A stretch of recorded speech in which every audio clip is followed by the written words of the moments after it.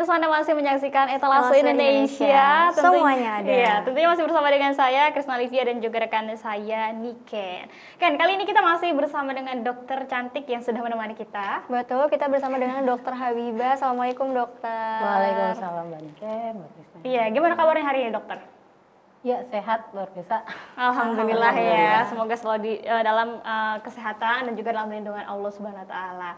Amin. Oke, kali ini nih pemirsa spesial banget. Kita akan ngobrol-ngobrol terkait hal yang viral banget nih. Ini di media sosial lagi viral-viralnya banget mengenai kasus rabies, dok. Oke. Iya, mungkin ini para pemirsa di rumah juga banyak yang belum mengetahui secara utuh ya mengenai rabies itu. Ini dokter boleh jelaskan kepada pemirsa di rumah apa itu penyakit rabies, dok? Atau mungkin yang berkaitan dengan rabies, silakan dok.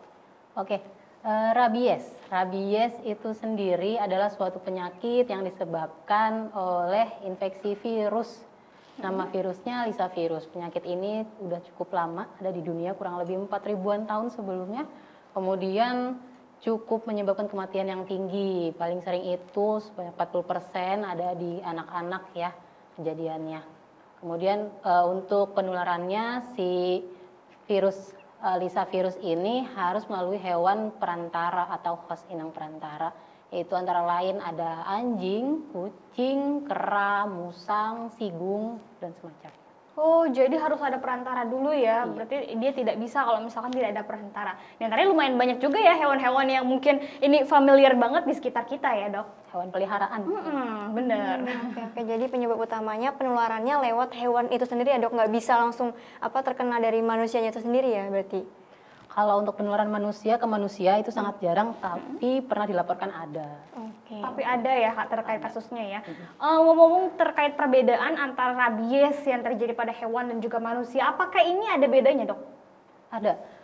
Kejadian sendiri kan harus diawali dengan gigitan ya, atau cakaran dari si hewan penular rabiesnya ke manusia gitu. Nanti di masa inkubasinya sendiri, masa dari gigitan sampai munculnya gejala pada si manusia itu butuh waktu kurang lebih dari 20 hari sampai 3 bulanan gitu. Sedangkan kalau di hewan itu kita nggak tahu ya penularannya pas kapan, tapi untuk dari munculnya gejala sampai nanti menyebabkan kematiannya si hewan itu lebih cepat daripada di manusia. Untuk gejalanya di manusia sendiri awal-awal bisa muncul demam, tidak nafsu makan, sakit kepala, kemudian mulai muncul gejala-gejala sensoris, misalnya dia jadi lebih gelisah, susah tidur, kemudian bereaksi berlebihan sama rangsang-rangsang suara, rangsang-rangsang sensorik. Lalu yang paling bahaya yang sekarang tersebar di video-video media sosial ya, yang kita jumpai sampai kesannya takut terhadap air gitu, takut sama cahaya, itu istilahnya hidrofobia ya, fotofobia, aerofobia juga bisa, kemudian bisa yang terengah-engah terus gitu, itu di manusia sampai akhirnya nanti bisa menyebabkan kematian karena paralisis atau kelemahan dari otot napas dan otot jantung.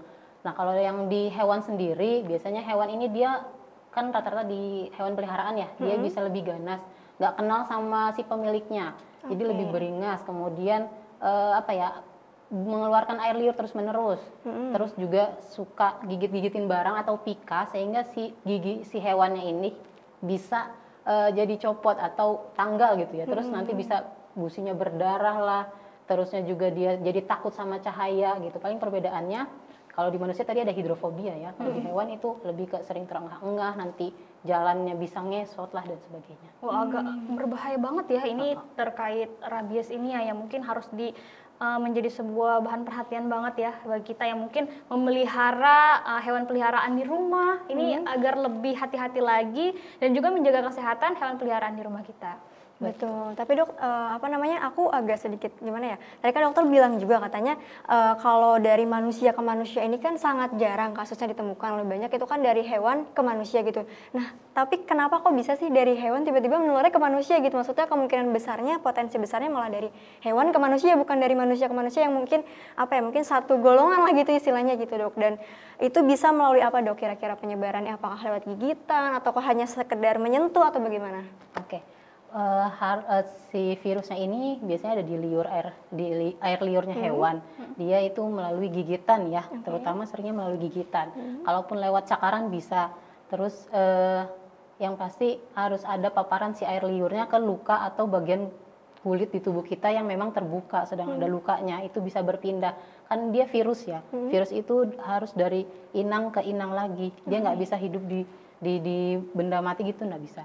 Ya, tapi memang si virus ini masih bisa bertahan kurang lebih 24 jam, jadi ya penanganannya kudu cepat juga kalau memang nanti digigit gitu. Nah, nanti perjalanannya di manusia sendiri, dia dari gigitan, dia akan berkembang dulu di daerah otot bekas gigitannya, kemudian nanti bisa pindah ke saraf, lama-lama ke saraf bagian otak, di saraf pusat gitu ya. Kemudian setelah sampai saraf pusat, nanti ya bisa mempengaruhi yang lain-lain, bisa kelenjar ludah dipengaruhi, terus juga sekret di air mata juga bisa, kayak gitu, juga air ludah. Oke. Ini berbicara terkait hewannya mungkin ya, aku agak penasaran kenapa ini dia bisa rabies? Apa karena pola makannya atau dia kebersihannya atau bagaimana, Dok? Berantem ya. Maksudnya ada gigitan antara hewan yang sebelumnya juga gitu. Hewan liar yang ada mengidap rabies juga mengenai hewan lain yang sehat sebelumnya. Oh gitu, ya, aku jadi paham sekarang. Nah kalau untuk penanganannya nih Dok, kira-kira kalau misalnya udah kita kena gigitan atau cakaran hewan yang emang udah terindikasi dia tuh rabies gitu, kira-kira langkah cepat apa yang harus kita lakukan gitu? Oke, yang pertama mesti dicuci lukanya. Lukanya itu harus dicuci dengan air sabun dan air mengalir kurang lebih 15 menitan. Itu sampai bersih sekali, digosok-gosok betul-betul, kemudian dikasih desinfeksi misalnya povidone iodin, alkohol 70%, lalu segera ke rabies center atau puskesmas yang memang nanti menyediakan vaksin ataupun serum. Nanti dokter di sana akan mempertimbangkan apakah langsung didapatkan vaksin ataukah butuh observasi dulu bergantung jenis luka dan cakaran dari si penderitanya. Oke, ini harus diobservasi, benar-benar harus diteliti terlebih dahulu ya Dok, nggak boleh asal sembarang. Oke, ini untuk orang-orang yang terkena rabies atau mungkin gara-gara si cakaran kucing, entah itu anjing, ini apakah ada potensi untuk bisa sembuh, Dok? Untuk yang baru kena cakaran atau kena gigitan, itu kita harus lihat jenis lukanya, resiko luka yang tinggi atau resiko rendah rabies gitu ya. Nanti kalau emang yang ada resiko tinggi untuk terkena rabies, ya dia langsung butuh vaksin, butuh serum yang selanjutnya bisa mencegah dia dari terinfeksi. Tapi kalau dia sudah terinfeksi rabies gitu ya, yang mana kan tadi masa inkubasi panjang ya, tiba-tiba muncul gejala aja gitu prodromal, itu biasanya sulit, sifatnya sangat fatal untuk sembuh, hampir 99% menyebabkan kematian. Wah, agak ngeri ya. Ini jadi kalau misalnya untuk mengetahui, karena masa inkubasinya agak panjang nih Dok, ini untuk mengetahuinya bagaimana? Aduh ini kita kena rabies atau enggak kayak gitu, itu gimana? Apa harus benar-benar setelah dicakarin harus divaksin atau gimana? Oke, itu alurnya untuk jaga-jaganya ya, untuk jaga-jaganya gimana? Oke, ya ada dua kondisi ya. Kalau dari algoritma yang diketahui dari Kemenkes itu jenis hewan penyebabnya. Kalau hewan yang nggak kita ketahui, terus hewan yang kabur entah habis itu dia mati atau tidak, kita lihat lagi lukanya dalam atau tidak. Kalau lukanya dalam, artinya kita langsung butuh vaksin. Kalau lukanya masih yang vaksin dan serum ya. Kalau lukanya yang resiko rendah untuk tertular rabies, cukup vaksin dulu. Nanti baru diobservasi si hewannya sudah ditemukan atau belum, kemudian pemeriksaan lab dan sebagainya, patologi, nanti ketahui kalau emang si hewannya itu rabies, baru ditambahin serum gitu. Jadi vaksin yang garis pertama vaksin ya. Kemudian kalau memang si hewannya diketahui itu hewan peliharaan kita ataupun hewan peliharaan tetangga gitu ya, hewan lingkungan rumah, kita observasi, kandangin hewannya 2 minggu, kita lihat lagi jenis lukanya. Kalau jenis lukanya dalam, besar, berarti langsung butuh vaksin. Tapi kalau jenis lukanya masih cakaran, terus kemudian kenanya juga daerah badan ke bawah ya, bukan daerah kepala di cakarnya, ataupun daerah kelamin ataupun ujung-ujung tangan dan kaki, jari tangan dan jari kaki, itu cukup ini aja cukup diobservasi dulu selama 2 minggu. Kemudian kalau memang nanti si peliharaannya meninggal atau mati dalam 2 minggu, baru si orangnya diberikan vaksin. Oh gitu, ya ini mudah-mudahan juga menjadi sebuah pengetahuan ya untuk para pemirsa di rumah agar lebih berhati-hati lagi. Nah apalagi kalau misalkan di rumahnya ada peliharaan, entah itu anjing, kucing atau dan lain sebagainya ya.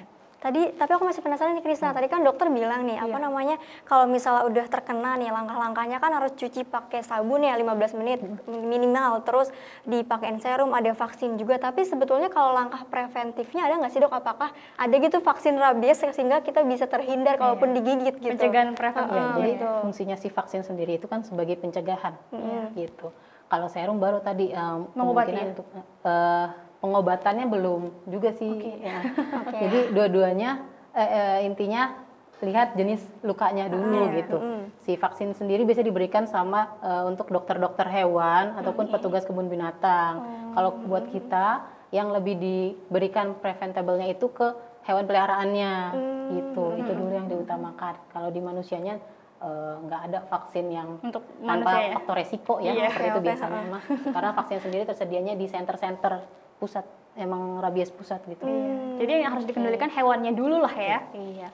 Oke, dokter, ini kita masih banyak banget membahas terkait vaksin ya, dan juga mungkin di Indonesia terkait kasus rabies ini sejauh ini bagaimana, Dok? Kalau di Pulau Jawa bisa dibilang itu hampir nol ya. Hampir nol. Memang kebanyakan itu di daerah timur yang masih sering dijumpai kejadian luar biasa soal rabies ini. Masih ada. Di daerah timur mungkin ini harus lebih digencarkan lagi ya untuk para pemerintah ya, untuk memvaksin mungkin hewan-hewan liar atau hewan-hewan peliharaan yang berpotensi memicu terjadinya rabies ini. Betul, tapi dok kalau untuk potensi kematiannya ini dari rabies tuh besar banget ya dok ya? Sangat tinggi kalau sudah muncul gejala.